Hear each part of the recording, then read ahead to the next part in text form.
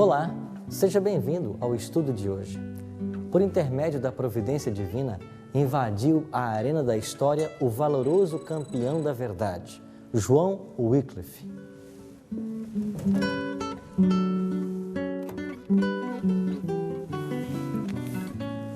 Quando uma lamentável ignorância da palavra de Deus se espalhava por toda a terra, quando os cristãos eram dirigidos por decretos e tradições humanas, quando parecia que não sobrara nenhuma centelha de doutrina pura, levantou-se João Wycliffe para exaltar os princípios da palavra de Deus, censurar as tradições da igreja e dar ao povo inglês a Bíblia em sua língua materna.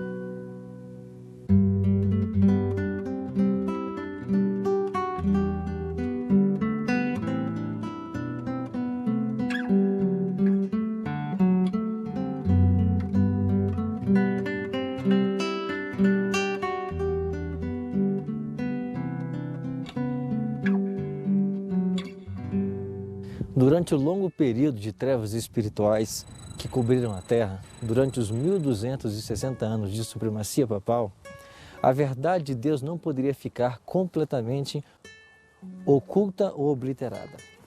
De tempos em tempos, Deus sempre teve homens que mantiveram a Bíblia como única regra de fé e prática, acreditavam em Jesus Cristo como único sacrifício para a sua salvação, e também alguns dentre estes guardavam o Santo Sábado. Antes mesmo de Martinho Lutero pregar na igreja de Wittenberg as 95 teses, várias pessoas já criam na Bíblia e no plano da salvação. A esses chamávamos de os pré-reformadores. Pastor Tim, como era o mundo em que viviam os pré-reformadores? O mundo daquela época era bem diferente do mundo que nós conhecemos hoje. Não havia democracia. Consequentemente, no aspecto político, havia totalitarianismo, ou seja, uma espécie de dominância imperial. A religião, por sua vez, havia se unido ao Estado. Isso gerou um poder opressor e perseguidor. Em outras palavras, o cristianismo, quando surgiu, ele era perseguido pelo Império Romano e de religião perseguida passou a se tornar uma religião perseguidora. Além disso, você vai ver que muitas práticas do paganismo se infiltraram no cristianismo. Entre elas, você vai encontrar a observância do domingo em lugar do sábado bíblico, também a crença na imortalidade natural da alma em lugar da imortalidade condicional. Você tem também a questão das indulgências que começaram a surgir e várias outras abominações, assim dizendo. A Bíblia diz que o único mediador entre nós e Deus é Jesus Cristo. Mas apareceram muitos santos, colocando-se em lugar. Além disso, a igreja mantinha os sacramentos como detentora exclusiva. Portanto, o próprio perdão era só obtido via o sacerdote. Então a pessoa deveria ir se confessar ao sacerdote e ele perdoava os seus pecados. Portanto, o catolicismo em si, ou seja, a igreja medieval, ela era intolerante e se considerava a única detentora da salvação de Deus aos seres humanos. Pastor Tim, o que motivou os pré-reformadores a se apegarem à Bíblia? Em primeiro lugar, eles perceberam que havia um grande contraste entre o cristianismo bíblico ensinado por Cristo e os apóstolos e o cristianismo medieval no qual eles viviam. Eles perceberam que vários dos ensinamentos bíblicos haviam sido obliterados e ofuscados mais ou menos como essas nuvens ofuscam esse belo vale nevado aqui. E então eles chegaram à conclusão de que o poder romano era intolerante e ele não era condizente realmente com a forma como Jesus tratava as pessoas naquela época. E pela leitura da Bíblia, pelo estudo da Bíblia e pela divulgação da Bíblia, eles começaram um grande movimento que foi suprimido, logicamente, naquela época, mas que finalmente haveria de irromper na grande reforma protestante do século XVI. Por exemplo, os pré-reformadores, eles romperam com a autoridade da Igreja Católica e criam que a única autoridade que eles deveriam se submeter era a autoridade de Cristo e de sua palavra. Um outro ponto, o sacrifício da missa, ou a Eucaristia, também foi abdicado por eles. E vários outros ensinamentos bíblicos, a mediação exclusiva de Cristo em favor dos pecadores para perdão dos seus pecados, também foi enfatizado por eles. E outros ensinamentos mais.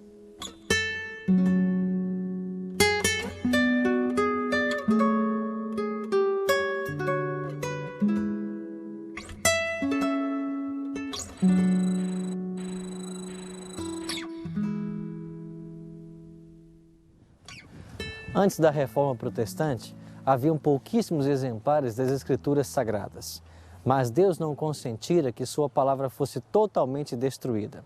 Com exceção do que se passava entre os valdenses, a palavra de Deus estivera durante séculos encerrada apenas nas línguas dos eruditos.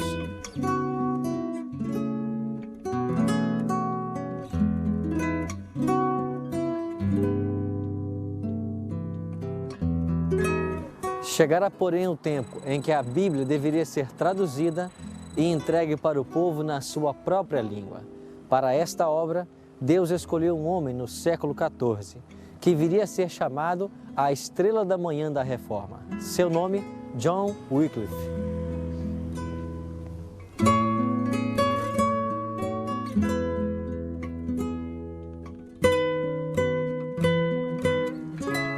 Segundo alguns estudiosos, Wycliffe teria nascido no ano 1324, na cidade de Richmond, perto de Yorkshire. Logo cedo foi mandado para Oxford, onde estudou, conseguindo o seu bacharelado e anos depois o seu doutorado.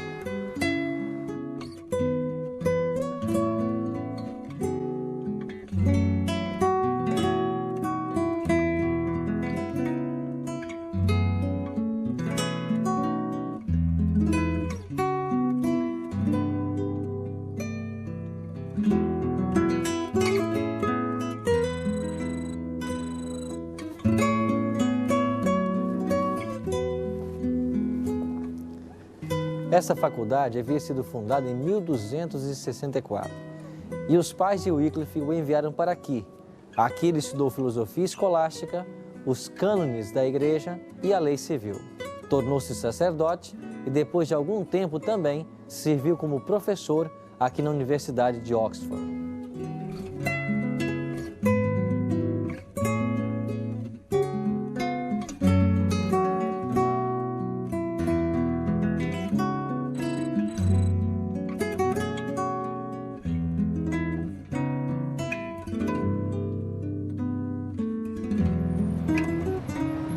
Wycliffe teve grande interesse no estudo das Escrituras. Naqueles tempos primitivos, a Bíblia existia apenas nas línguas antigas. Assim, Deus estava preparando o caminho para o futuro trabalho de Wycliffe como reformador e tradutor.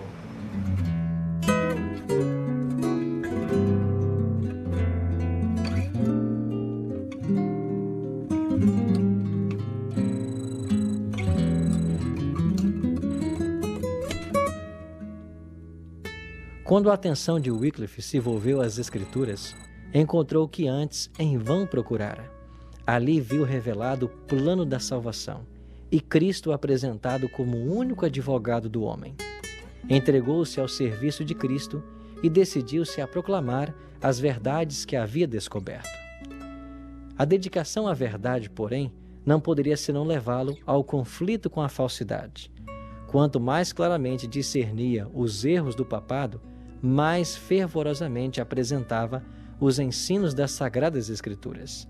Via que Roma abandonara a palavra de Deus pela tradição humana e, destemidamente, acusava o sacerdócio de haver banido as Escrituras e exigia que a Bíblia fosse devolvida ao povo e, de novo, estabelecida sua autoridade na Igreja.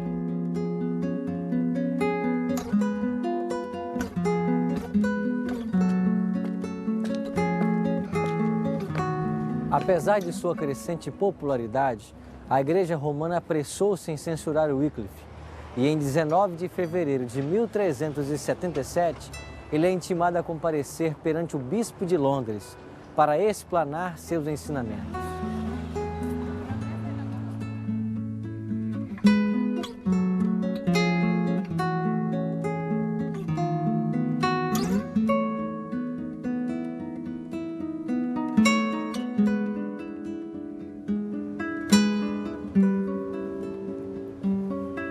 Nesse tempo, desenrolava-se a Guerra dos 100 Anos entre a França e a Inglaterra. Na Inglaterra daquele tempo, tudo que fosse identificado como francês era tido como inimigo. E nessa visão incluía a Igreja de Roma, pois o papado havia mudado sua sede de Roma para Avignon.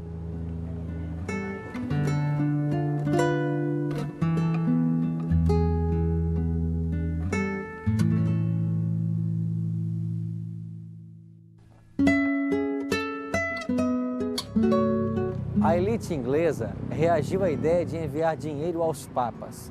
Esta era uma atitude vista como ajuda e sustento ao próprio inimigo.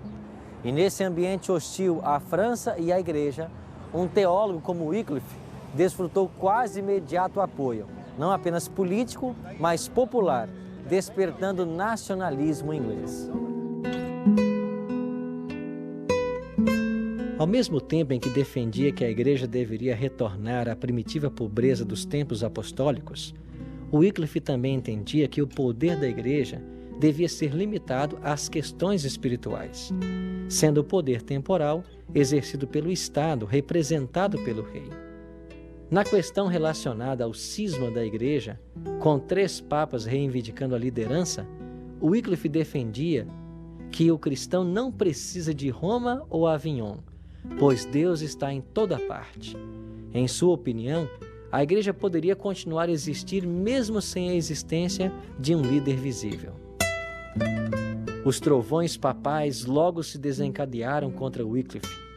3 bulas foram expedidas para a Inglaterra, ordenando todas as medidas decisivas para fazer silenciar o ensinador de heresias. Estas medidas indicavam de maneira direta a fogueira. Parecia certo que Wycliffe logo deveria cair, vítima da vingança de Roma. Mas a morte veio, não para o reformador, mas para o pontífice que decretara a destruição. Gregório XI morreu, e dissiparam-se os eclesiásticos que se haviam reunido para condenar Wycliffe. A morte de Gregório foi seguida da eleição de 2 papas rivais. 2 poderes em conflito, cada um se dizendo infalível, exigiam agora obediência. Anátemas e recriminações voavam de um papa ao outro. Nesse interim, o reformador, no silencioso retiro de sua paróquia de Lutterworth, estava trabalhando diligentemente para, dos papas em guerra, dirigir os homens a Jesus, o príncipe da paz. O Wycliffe defendia que a Bíblia deveria ser a base de toda a doutrina e a única norma de fé cristã. Acreditava que a Bíblia deveria ser um bem comum de todos os cristãos e precisaria estar disponível para uso cotidiano na língua nativa das populações. Partes da Bíblia já haviam sido traduzidas para o inglês, mas não havia uma tradução completa. O Wycliffe então atribuiu a si mesmo essa tarefa. Embora não se possa definir exatamente a sua parte na tradução, que foi baseada na Vulgata, não há dúvidas que, graças à sua iniciativa, nós temos a tradução do Novo Testamento para o inglês. A Bíblia de Wycliffe, como passou a ser conhecida, foi amplamente distribuída por toda a Inglaterra. Nesse tempo se ouvia dos críticos: a joia do clero tornou-se o brinquedo dos leigos.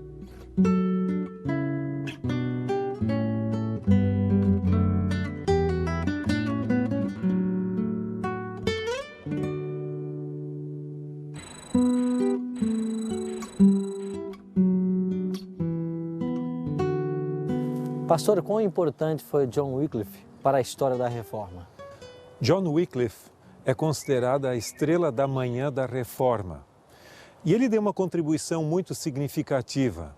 Ele era uma pessoa de índole acadêmica, estudou na Universidade de Oxford, onde obteve o seu doutorado, e além disso ele foi professor daquela universidade e reitor ou ministro, no caso, um clérigo, em vários lugares diferentes. Mas ele escreveu vários livros importantes que romperam com a autoridade católica e papal, principalmente no sentido de a sua autoridade temporal. Ele cria que o catolicismo, a igreja deveria se envolver com questões espirituais, eclesiásticas, mas não temporais e governamentais. E ele via essas ideias como completamente incompatíveis com os ensinos de Cristo e dos apóstolos. Além disso, ele foi o primeiro tradutor da Bíblia à língua inglesa. E as suas ideias circularam não apenas na Inglaterra, mas tiveram influência em outros lugares e acabaram também influenciando a outros pré-reformadores. Pastor, fale-nos mais um pouco sobre os escritos de Wycliffe. A contribuição de Wycliffe pode ser dividida num período mais político, onde se envolveu mais com a questão da igreja em si e seu envolvimento político, e depois a fase mais eclesiástica ou teológica. Ele escreveu várias obras importantes sobre a questão política da igreja e seu envolvimento em questões temporais. Segundo ele, a igreja deveria permanecer leal ao seu propósito do evangelho, porque assim Cristo e os apóstolos agiram. Por sua vez, a igreja de Roma estava envolvida em questões políticas e estatais, ele não aceitava e nos seus escritos ele condenava essa questão. Além disso, você vai ver que uma das obras mais importantes dele foi o seu comentário sobre toda a Escritura. Também ele escreveu uma suma teológica, assim dizendo, onde ele expressa suas ideias do domínio temporal da igreja. Então, vários escritos dele tratavam especificamente da questão do perfil político temporal que a igreja de Roma assumia, que segundo ele não era bíblico. Além disso, além de atacar a hierarquia católica, Wycliffe também enaltecia a autoridade das Escrituras acima do Papa. Isso incomodava definitivamente a Igreja Católica, a Igreja Romana. E, consequentemente, essas ideias acabaram sendo aceitas por outras pessoas, como no caso você tem Hus, o próprio Lutero, talvez mais próximo de Hus do que de Wycliffe, mas de qualquer maneira ele foi um indivíduo, um precursor do que viria a ser a reforma, no sentido de romper com a autoridade da igreja dominante, da igreja católica, e enaltecer a autoridade das Escrituras. Qual o significado que lhe atribuem de ser a estrela da manhã da reforma? Isso se deve em grande parte porque ele antecipou essas ideias. Em outras palavras, aqui na Inglaterra havia alguém antes da grande reforma do 16º século que já tinha ideias semelhantes. Ele não chegou a enaltecer a justificação pela fé como Lutero e outros pontos, mas ele rompeu até mesmo com a teoria da transubstanciação, a ideia de que o sacerdote, na hora que ele diz esse é meu corpo e esse é meu sangue, que o pão e o vinho se transformam literalmente no corpo e no sangue de Cristo, e ali ocorre uma repetição do sacrifício de Cristo.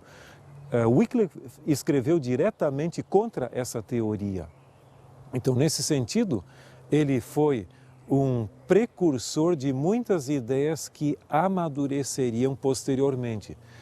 Agora, elas não tiveram toda aquela influência que a reforma do 16º século teve, porque houve uma sucessão de tentativas de queimar seus livros, de apagar suas ideias, até mesmo a própria Universidade de Oxford fez uma listagem de pontos divergentes da teologia católica da parte deles. Então houve esse tipo de rompimento e tentar abafar, suprimir, extinguir as suas ideias. Mas, de qualquer maneira, em certo sentido, as ideias prevaleceram. Qual foi o fim que teve esse homem de Deus? Ele teve um dos fins mais trágicos, não em vida, mas depois de sua morte. Em realidade, quando ele assistia aqui em Luther Ward a uma missa no dia 28 de dezembro de 1384, ele teve um ataque. E naquela ocasião, ele ficou com problema de saúde. E 3 dias depois, ele acabou falecendo calmamente, sendo sepultado aqui nessa cidade, junto à sua igreja, de onde ele também era o pároco. Mas sucessivas decisões eclesiásticas de Roma condenavam as suas ideias e os seus escritos. E no mesmo concílio de Constança, que condenou a Hus e Jerônimo, também ele foi condenado póstumamente. E por decisão do Papa Martim V, os seus ossos foram desenterrados no dia 25 de março de 1428, foram queimados e então jogadas as cinzas no rio Swift, aqui próximo.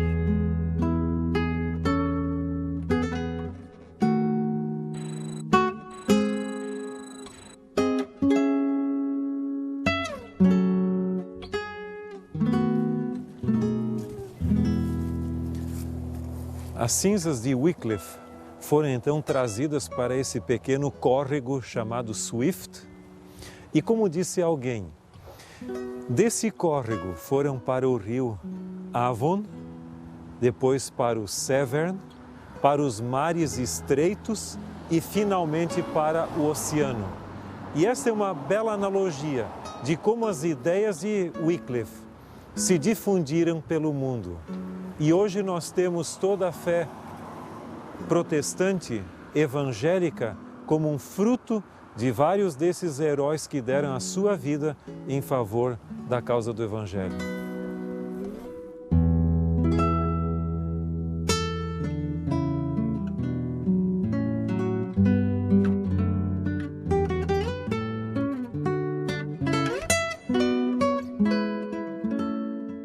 Pastor Tim, que características dos pré-reformadores nós deveríamos imitar hoje em nossa vida? Eu creio que existem pelo menos 2 características que são fundamentais para nós hoje. Em primeiro lugar, a lealdade incondicional a Cristo e a sua palavra. Eles tinham uma convicção em relação com a verdade bíblica, a ponto de preferirem depor a sua própria vida sob o altar do sacrifício como mártires, a abdicar de sua lealdade à palavra de Deus. Esse é um ponto fundamental. Nós vivemos hoje num mundo chamado de pós-moderno, onde a verdade não é mais uma verdade absoluta. Não existem verdades normativas. Normalmente, o que é verdade para mim pode ser não verdade para você ou para outra pessoa. Então, o mundo hoje é ecumênico, pluralista e relativista. E eles tinham uma convicção, assim como Deus é um só, a sua verdade é uma só. E ela não é passível de adaptação como nós queremos. Um outro ponto fundamental, que eu diria um segundo ponto, há um texto bíblico que o fundamenta de maneira maravilhosa. E nós o encontramos em Atos capítulo 20, o verso 24. Aqui é o discurso de Paulo, quando ele estava em Mileto, falando aos presbíteros da igreja de Éfeso. E em Atos capítulo 20, 24, ele diz claramente: porém, em nada considero a vida preciosa para mim mesmo, contanto que complete a minha carreira e o ministério que recebi do Senhor Jesus para testemunhar o evangelho da graça de Deus. Para eles, a verdade era mais preciosa do que a própria existência. Isso se chama convicção. Eu creio que o que mais necessitamos hoje, como cristianismo em geral e como Igreja Adventista do Sétimo Dia em especial, é convicção, lealdade à palavra de Deus, de maneira que ela possa exercer seu poder transformador sobre a nossa vida. Que exemplo maravilhoso nos foi legado por essas pessoas, homens e mulheres que amavam a Deus e, sobretudo, respeitavam Sua palavra. Vivemos num mundo hoje de constantes incertezas, principalmente com relação à religião, a assuntos religiosos. Que possamos eu e você tomar a firme decisão de nos apegar à Bíblia e somente ela, procurar ser fiéis a tudo que Deus deixou para nós e seguir de perto esses lindos exemplos da história que nos ensinam a ser fiéis a Deus a despeito de qualquer preço. A minha decisão é: após conhecer o extraordinário exemplo de John Wycliffe, sua dedicação e coragem para estar ao lado da verdade em todo o tempo, tomo hoje a decisão de ser também um fiel representante de Deus e exaltar Sua palavra como autoridade suprema e norma de fé e prática para todos os cristãos.